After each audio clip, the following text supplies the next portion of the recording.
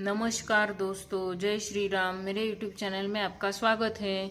चलिए राम नाम लेके आज की वीडियो की शुरुआत करते हैं। सियावर रामचंद्र की जय, पवन सुत हनुमान की जय।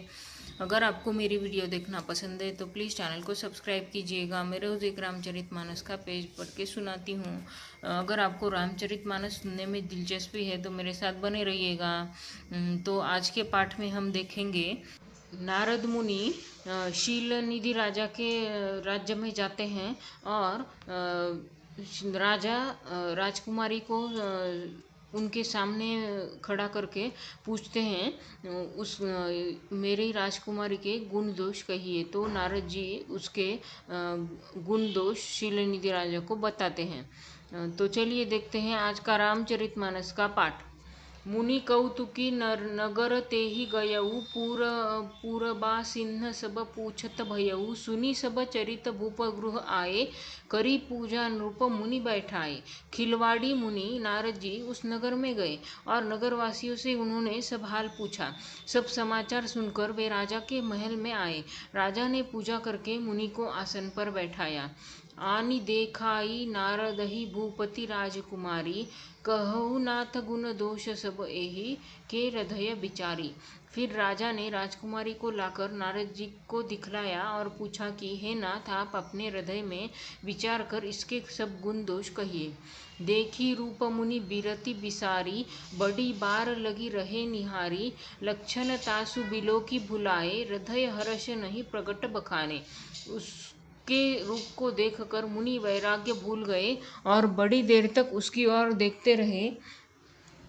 देखते ही रह गए। उसके लक्षण देखकर मुनि अपने आप को भूल गए और हृदय में हर्षित हुए, पर प्रकट रूप में उन लक्षणों को उन्होंने नहीं कहा। जो एहि बरई अमर सोई होई समर भूमि तेहि जीतन कोई सेवहि सकल चराचर ताहि बरई शील निधि कन्या जाहि। लक्षणों को सोचकर वे मन में कहने लगे कि जो इसे बहेगा वह अमर हो जाएगा और रणभूमि में कोई उसे जीत न सकेगा। यह शील निधि की कन्या जिसको वरेगी सब चर अचर जीव उसकी सेवा करेंगे। लक्षण सब विचारी उर राखे कछुक बनाई भूपसन भाषे सुता सुलक्षण कही नृप पाही नारद चले सोच मन माही। सब लक्षणों को विचार कर मुनि ने अपने हृदय में रख लिया और राजा से कुछ अपनी ओर से बनाकर कह दिया। राजा से लड़की के सुलक्षण कहकर नारद जी चल दिए, पर उनके मन में यह चिंता थी कि करो जाई सोई जतन बिचारी जेहि प्रकार मोहि बरे कुमारी जप तप कछु न होई तेहि काला हे विधि मलई कवन विधि बाला।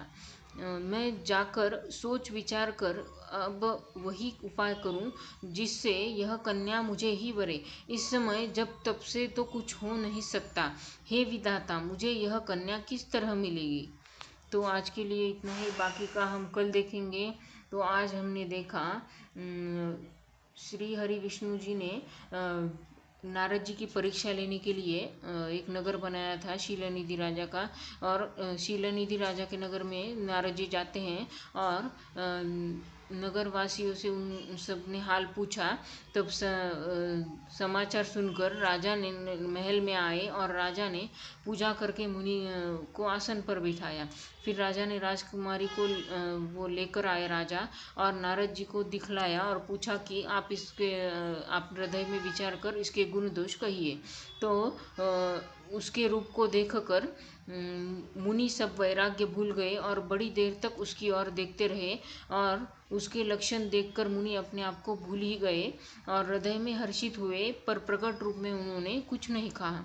मन में ही उन्होंने रखा और मन में सोच विचार कर वो मन में कहते थे, नारद जी कह रहे थे मन में, जो इसे बहेगा वह अमर हो जाएगा और रणभूमि में उसे कोई नहीं जीत सकेगा। यह शीलनिधि की कन्या जिसे वरेगी सब चर अचर जीव उसकी सेवा करेंगे।